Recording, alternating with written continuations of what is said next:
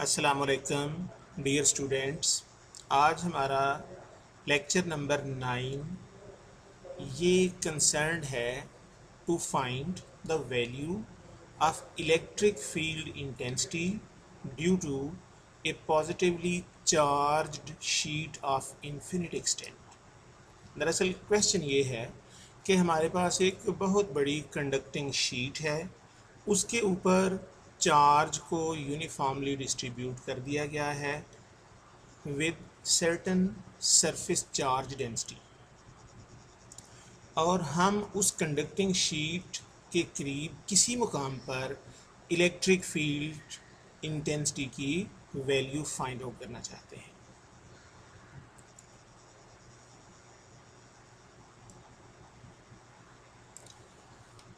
Suppose a conducting sheet of infinite extent on which positive charge is uniformly distributed. उस conducting sheet पर positive charge uniformly distribute कर दिया गया है with surface charge density sigma, as sigma is equal to charge divided by area. In order to find the value of electric field intensity at a point on the sheet,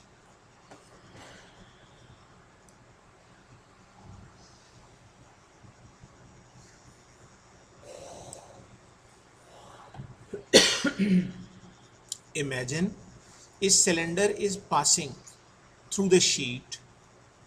यानी हमारे पास एक sheet है, उसके ऊपर positive charge uniformly distribute कर दिया गया है और हम उस शीट के ऊपर किसी मुकाम पर इलेक्ट्रिक फील्ड इंटेंसिटी की वैल्यू फाइंड आउट करना चाहते हैं। इसके लिए आप फ़र्ज़ कर लें कि उस शीट में से एक सिलेंडर गुजर रहा है।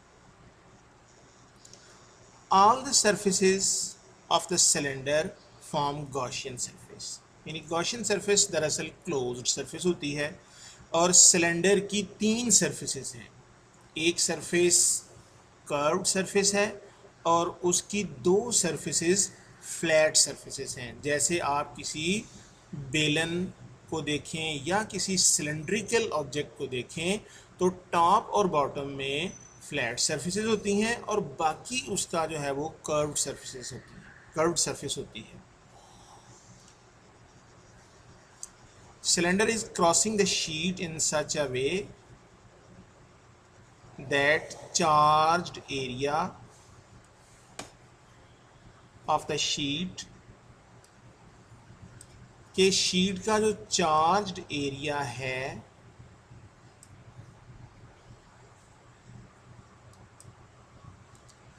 is enclosed within the cylinder in the form of a disc। यानी उस शीट में से जो सिलेंडर गुजर रहा है और उस सिलेंडर के अंदर जो शीट का एरिया होगा that would be in the form of a disc. Cylinder consist of three surfaces.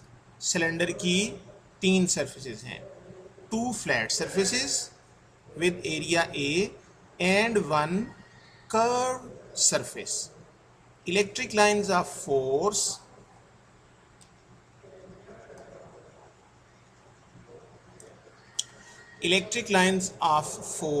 from the sheet are projected outward as shown in the figure। जैसा कि इस फिगर में दिखाया गया है, इलेक्ट्रिक लाइंस ऑफ फोर्स उस sheet से बाहर की तरफ निकलती हैं।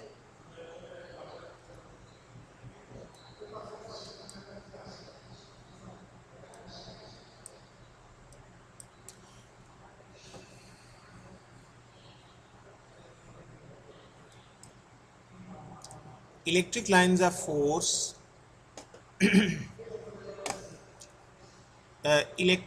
of force through the flat surface are in the same direction as that of the area vector,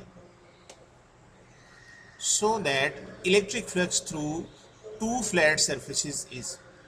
बेटा ये बात ध्यान में रखें कि सिलेंडर की दो फ्लैट सरफेसेस हैं और जो शीट का एरिया है वो सिलेंडर के तकरीबन दरमियान में एक डिस्क की तरह है, और दोनों फ्लैट सरफेसेस के जो एरिया वेक्टर्स हैं और electric field vector they are in same direction.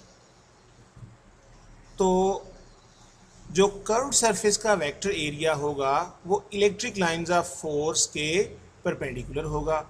तो इस तरह से दो फ्लैट सरफेसेस में से गुजरने वाला फ्लक्स, पहली फ्लैट सरफेस का फ्लक्स किसके बराबर होगा, φ1 E dot A, E A cos theta और थीटा की वैल्यू 0। तो एक फ्लैट सरफेस का फ्लक्स होगा φ1 ई डॉट ए इंटू 1। इसी तरह दूसरी फ्लैट सरफेस का फ्लक्स किसके बराबर होगा, ई डॉट ए कॉज ऑफ 0 और कॉज ऑफ 0 1 के बराबर।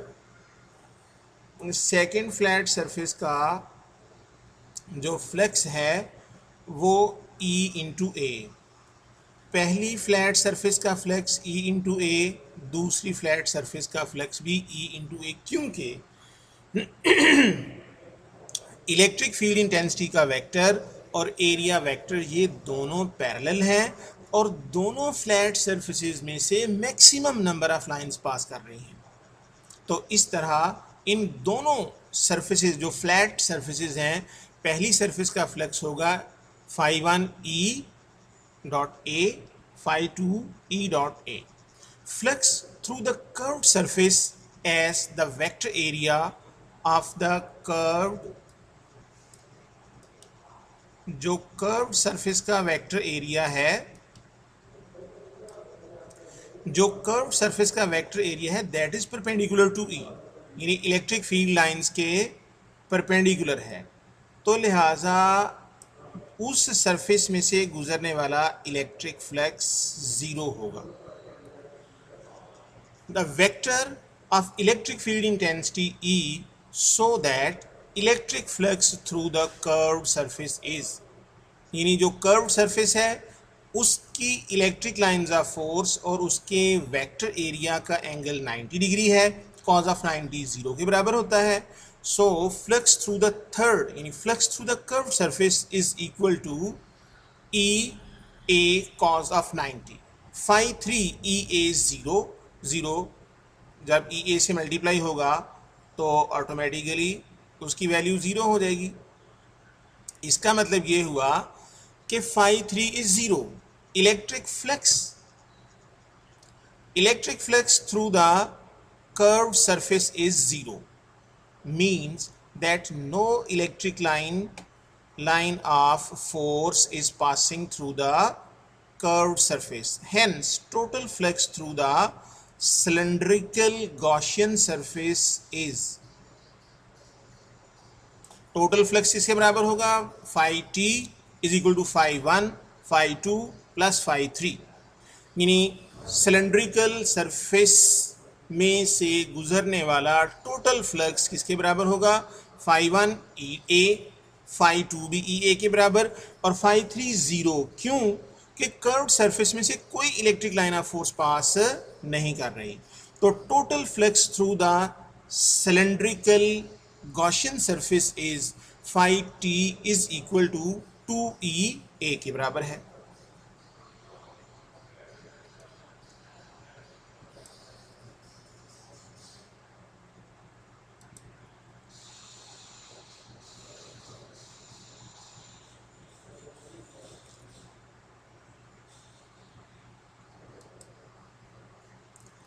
अच्छा, now according to Gauss's law, Gauss's law को सामने रखें तो flux through the Gaussian surface is φt total charge enclosed divided by epsilon. ये वाली एक्सप्रेशन किसी कर्व्ड सरफेस में से गुजरने वाले टोटल फ्लक्स को रिप्रेजेंट करती है। अब अगर गौर से देखें, as the charge enclosed in the cylinder in the form of a disk of area A, with the charge density sigma, so Q is equal to charge density multiplied by area. Now putting the value of Q, total flux Q over epsilon naught, और Q की value क्या है, rho over epsilon, rho into A over epsilon, as the equation number 1 and equation number 2 represent the same quantity. So by comparing, अगर हम इन दोनों equations को compare कर दें, फाई टी सिग्मा ए और एप्सिलॉन, ये हो गई इक्वेशन नंबर 2, और इक्वेशन नंबर 1 में क्या था, phi T is equal to 2EA के बराबर था, और ये दोनों इक्वेशंस एक ही चीज़ को रिप्रेजेंट करती हैं. सो अगर हम इनको कंपेयर कर दें तो 2EA is equal to sigma A over epsilon. अब ए से ये ए कट जाएगा और हमारे पास ये वाली इक्वेशन आ जाएगी, E electric field intensity sigma over 2 epsilon. This is the magnitude of electric field intensity near an infinite conducting sheet. तो as we know, electric field is a vector quantity, so electric field intensity vector is equal to sigma over 2 epsilon into r as a unit vector. तो इस तरह से हम एक बहुत बड़ी conducting sheet के करीब किसी मुकाम पर इलेक्ट्रिक फील्ड इंटेंसिटी की वैल्यू फाइंड आउट कर सकते हैं. ये गॉसेस लॉ की सेकंड एप्लीकेशन है और पेपर में इन तीनों एप्लीकेशंस में से कोई एक आ सकती है, और इसकी थर्ड जो है वो हम इंशाल्लाह कल करेंगे कि value of electric field intensity between two plates which are equally and oppositely charged.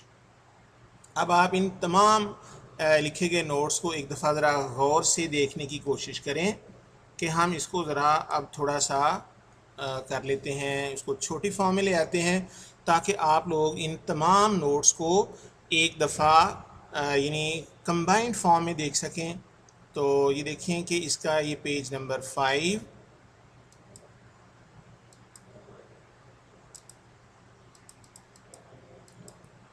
Page number 1 से दोबारा सुनना शुरू करें कि suppose a conducting sheet of infinite extent on which positive charge is uniformly distributed with surface charge density sigma.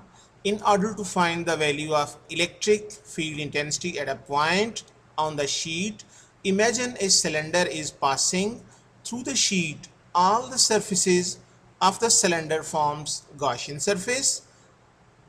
Cylinder is crossing the sheet in such a way that charged areas of the sheet is enclosed within the cylinder in the form of a disk. Cylinder consists of 3 surfaces, 2 flat surfaces with area A and 1 curved surface. Electric lines of force from the sheet are projected outward as shown in the figure. Electric lines of force through the flat surface are in the same direction as that of area vector A. So the electric flux through 2 flat surfaces is phi 1 E dot A, phi 1 E A cos of 0, phi 1 E A, और इसी तरह phi 2 भी E A के बराबर है. Flux through the curved surface as the area vector of the curved surface is perpendicular to the vector of electric field intensity E. So electric flux through the curved surface is phi 3 E A cos of 90, cos of 90 0 के बराबर है, phi 3 E A into 0 और phi 3 की value 0. Electric flux through the curved surface is 0 means that no electric line of force is passing through the curved surface. Total flux through the cylindrical Gaussian surface is total flux is equal to phi t is equal to phi 1 phi 2 phi 3 E a plus zero, यानी दो surfaces में से flux गुजरेगा which are flat surfaces, और जो curve surface है उसमें से फ्लक्स नहीं गुजरेगा. So total flux is equal to 2E के बराबर, और इसको हम नाम दे देंगे इक्वेशन नंबर 1 का. Now according to Gauss's law, electric flux through the Gaussian surface is phi t is equal to q over epsilon total charge enclosed within the Gaussian surface. As the charge is enclosed in the form of a cylinder, as the charge is enclosed in the cylinder in the form of disk of area A with charge density sigma, so total charge enclosed is equal to sigma into A. Now putting the value of Q, flux phi t is equal to sigma A over epsilon, as the equation number 1 and equation number 2 represent the same quantity. So by comparing 1 and 2, 2EA is equal to sigma A over epsilon, और A से A cut जाएगा, E is equal to sigma over 2 epsilon naught, और चूंकि electric field is a vector quantity, so electric field intensity is equal to sigma over 2 epsilon into R as a unit vector. बेटा उम्मीद है कि आपको ये lecture अच्छी तरह समझ आ गया होगा, और अगर इसमें कोई कसर रह गई हो, आप लोग इसको ना समझ पाए हों, तो आप मेरे व्हाट्सएप नंबर पर इसके मुतालिक क्वेश्चन लिख के जो है वो पूछ सकते हैं, या ऑडियो मैसेज में से पूछ सकते हैं. व्हाट्सएप नंबर है 034566664645. अस्सलाम वालेकुम, अल्लाह हाफिज़.